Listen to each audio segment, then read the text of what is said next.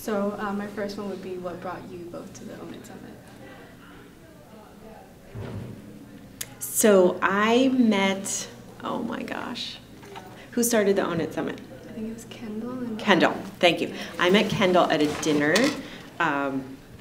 probably 2 years ago, I guess, and she invited me to speak last year. It was just because of a personal connection, and she told me about the Own It Summit. I guess it had happened once already. This is the third year? This is the third year. Yeah, so it had happened once, and she told me about it, and I was so impressed that students had put something like that together.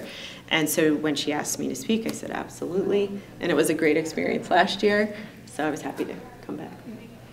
And I got an invitation last year and was really thrilled to think about participating. I think that as I've grown up through the system, the concept of providing advice and talking about some of the challenges with undergrads was really exciting, with women who are just starting to think about what they want to be doing or really embarking on their career path. Absolutely. So I guess going off of that, what does owning it mean to you?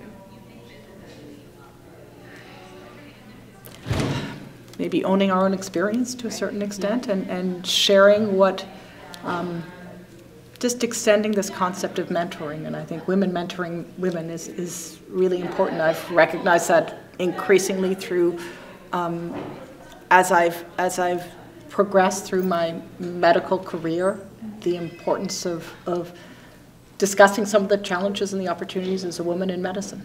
Absolutely.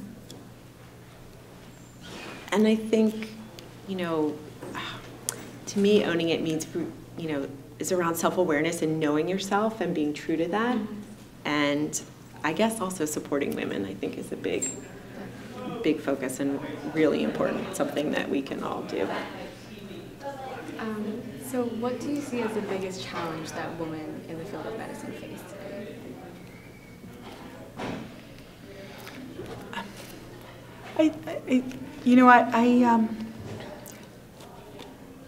I think some of the challenges have to do, we obviously have a different role in terms of family.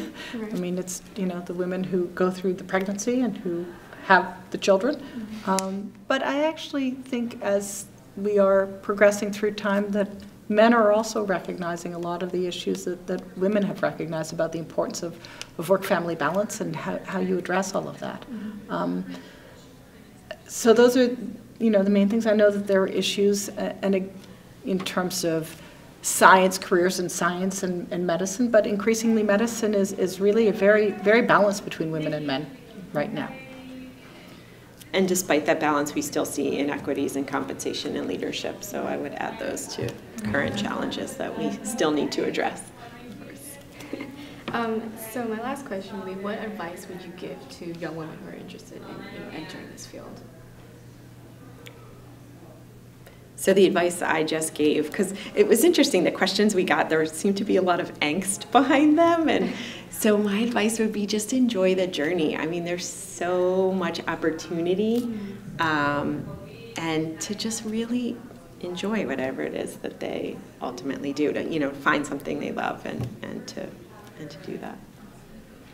I would agree. It's find your passion, and also I think one of the things that came up is I think that there are many things that one can be happy doing, and to just keep an open mind. And sometimes the path that you think you're going to go on, you all of a sudden see something else, and that's where you veer, and just follow that. And one of the things that didn't come up in today's session as much as last year was this concept of working as a group. I got to where I got because I had a wonderful, supportive group of individuals that I worked with, and I think the concept of collaboration and learning from each other and supporting each other is key.